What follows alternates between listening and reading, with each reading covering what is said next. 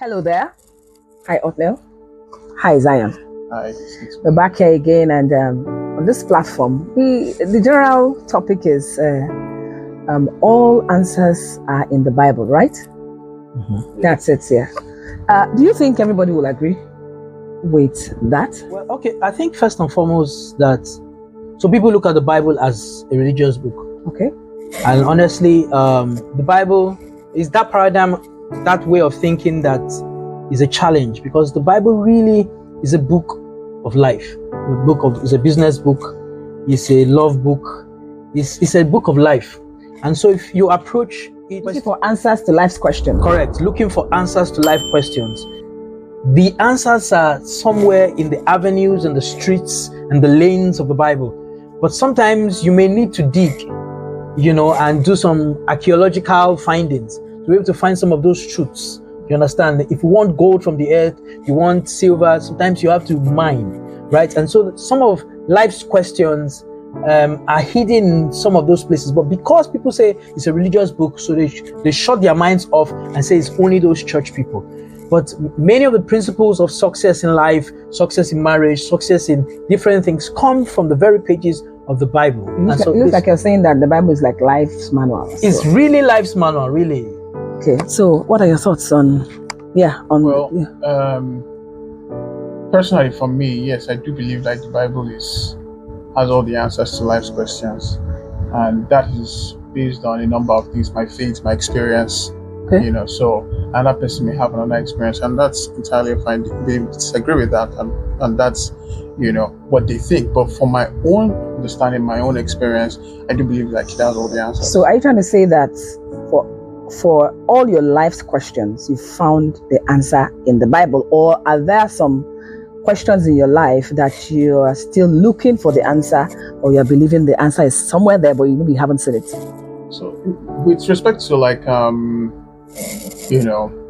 all the things I've experienced at that point in time, because time reveals a number of things, right? So if you're going through life, there are times that you wouldn't have the answers. I've experienced that.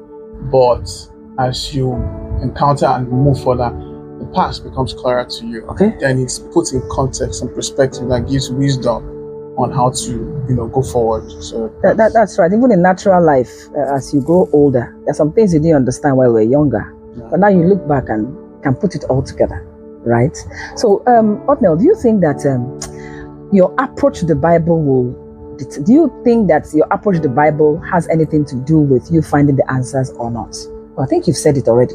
If you think the Bible is a religious book, then you put it aside. Yes. But if you feel it's the manual to life, yes, there's an approach. There's an approach to it.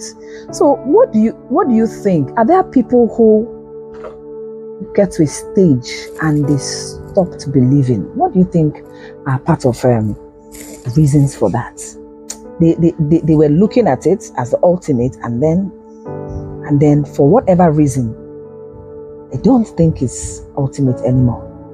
From your experiences, what do you think has led to that or leads to that? Well, I think that many times people tie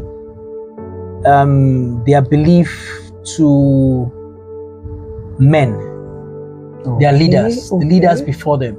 And so the examples that the leaders present before them, they take that to represent God or the belief in God. I'll give you an example, and I'm coming from another place. If we go to a hospital and that hospital doesn't treat us right, the doctors don't handle us right, it does not stop us from believing that medicine is the solutions lie in medicine. Right? We just know that doctor was bad and he didn't treat us right. Right? We were handled by bad people. But many people don't import that kind of thinking into Christianity and into the Bible. Right? Once they get manhandled or not handled well by a certain pastor or something, they now generalize and say that's how all pastors are. That's how all Christians are, because they have had that kind of experience. Okay, what is that? Well, I've seen, let me use first-hand experience, because you can also be disappointed at God based on a certain situation that you've experienced in life. So if you lose a loved one, tragically, there's a tendency for that to bring a lot of questions that ultimately would find out that to lead back to God, and then you will now find out like you feel very disappointed. And guess the funny thing about it is that acknowledging those emotions is very healthy, and because you find it's one of the root to Emmaus when they met with Jesus, they expressed their disappointment in everything that he did for them, and he didn't object to, oh no, have faith, that kind of thing. He absorbed it and put it in context. And so God is bigger than our emotions, our pettiness, and he's very embracing of the fact that you have emotions. So if you're disappointed with church, if you're disappointed with things, he expects you to say it as it is. He's not going to be offended. Yeah. But not everybody understands that. So they vent to people and they go down this path. But I personally do believe like there's the people's side, but there's also the part where you could actually resent God based on something, and hey, he can take it from you, So God is really not upset with that. Not really, like from the example you made on people on their way to him, and they had questions. Yes. They were disappointed. Yeah. So, I mean, even my mind even goes back to Cain.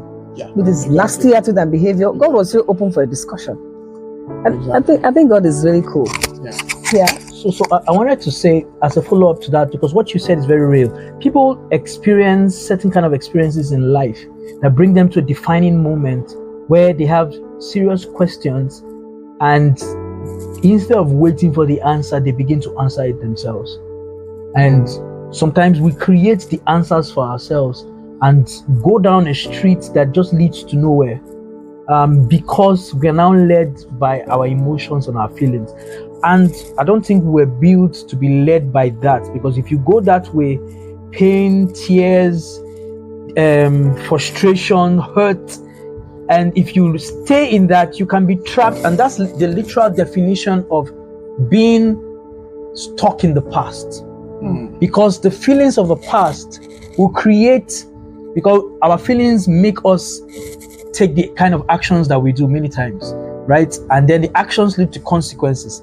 And so if you stay stuck in a particular kind of feelings, you will continue to repeat the same kind of actions, which will continue to repeat the same kind of consequences. And so you are caught in a cycle of the same kind of thinking, to the same kind of feelings, to the same kind of actions, to the same kind of consequences. That's why Jesus Christ in the Bible said, be transformed by the renewing of your mind. So I feel like, back to the question, at defining moments, people have questions. But you need to know where to run to for answers.